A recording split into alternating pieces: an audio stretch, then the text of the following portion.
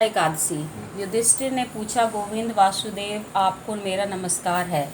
श्रावण गुजरात महाराष्ट्र के अनुसार आषाढ़ के कृष्ण पक्ष में कौन सी एकादशी होती है? कृपया उसका वर्णन कीजिए। भगवान श्री कृष्ण बोले, राजन सुनो, मैं तुम्हें एक पापनाशक उपाख्यान सुनाता हूँ, जिसे पूर्व काल में ब्रह्मा जी ने नारद जी के पूछने पर कहा था। नारद जी ने प्रश्न किया, हे भगवान, हे कमलासन, मैं आपसे यह सुनना चाहता हूँ कि श्रावण के कृष्ण पक्ष में जो एकादशी होती है उसका क्या नाम है, उसके देवता कौन है तथा उससे कौन सा पुण्य होता है? प्रभु, यह सब बताइए। ब्रह्मा जी ने कहा, नारद सुनो, मैं संपूर्ण लोकों के हित की इच्छा से तुम्हारे प्रश्न का उत्तर दे रहा हूँ। श्रावण मास में जो कृष्ण पक्ष की एकादशी होती है उसका नाम कामिका है। उसके स्मरण मात्र से वाजपेय यज्ञ का फल मिलता है। उस दिन श्रीधर, हरि, विष्णु, माधव और मधुसूदन आदि नामों से भगवान का पूजन करना चाहिए। भगवान श्री कृष्ण के पूजन से जो फल मिलता है वह गंगा, काशी, नैमिषारण्य तथा पुष्कर क्षेत्र में भी सुलभ नहीं है। सिंह राशि के बृहस्पति होने पर तथा व्यतिपात और दंड योग में गोदावरी स्नान से जिस फल की प्राप्ति होती है वही फल भगवान श्री कृष्ण के पूजन से भी मिलता है। जो समुद्र और वन सहित समूची पृथ्वी का दान करता है तथा जो कामिका एकादशी का व्रत करता है, वे दोनों समान फल के भागी माने गए हैं।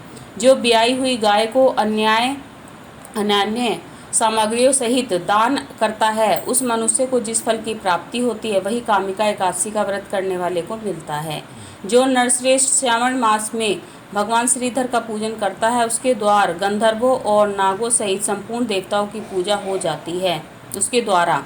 अतः पाप भीरु मनुष्य को यथाशक्ति पूरा प्रयत्न करके कामिका एकादशी के दिन श्री हरि का पूजन करना चाहिए।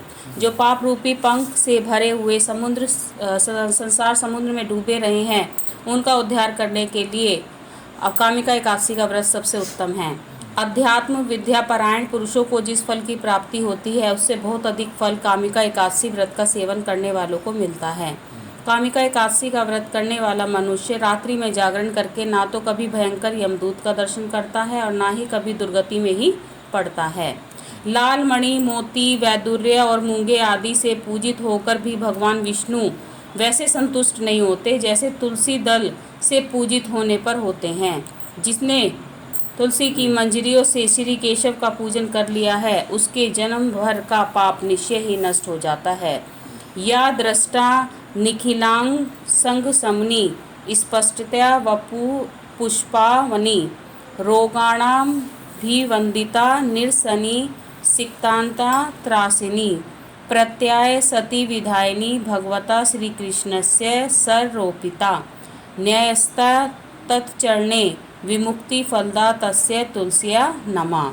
जो दर्शन करने पर सारे पाप समुदाय का नाश कर देती है, स्पर्श करने पर शरीर को पवित्र बनाती है, प्रणाम करने पर रोगों का निवारण करती है, जल से सींचने पर यमराज को भी भय पहुंचाती है, आरोपित करने पर भगवान श्री कृष्ण के समीप ले जाती है और भगवान के चरणों में चढ़ाने पर मोक्ष रूपी फल प्रदान करती है, उस तुलसी देवी को नमस्कार है। जो मनुष्य एकादशी को दिन रात दीपदान करता है उसके पुण्य की संख्या चित्रगुप्त भी नहीं जानते। एकादशी के दिन भगवान श्री कृष्ण के सम्मुख जिसका दीपक जलता है उसके पितर स्वर्गलोक में स्थित होकर अमृत पान से तृप्त होते हैं। घी या तिल के तेल से भगवान के सामने दीपक जलाकर मनुष्य देह त्याग के पश्चात करोड़ों दीपकों से पूजित हो स्वर्गलोक में जाता है। भगवान श्री कृष्ण कहते हैं, युधिष्ठिर, यह तुम्हारे सामने मैंने कामिका एकादशी की महिमा का वर्णन किया है। कामिका सब पातकों को हरने वाली है, अतः मानवों को इसका व्रत अवश्य करना चाहिए। यह स्वर्गलोक तथा महान पुण्य फल प्रदान करने वाली है। जो मनुष्य श्रद्धा के साथ इसका महात्म श्रवण करता है वह सब पापों से मुक्त हो श्री विष्णु लोक में जाता है। बोले काशी मैया की जय।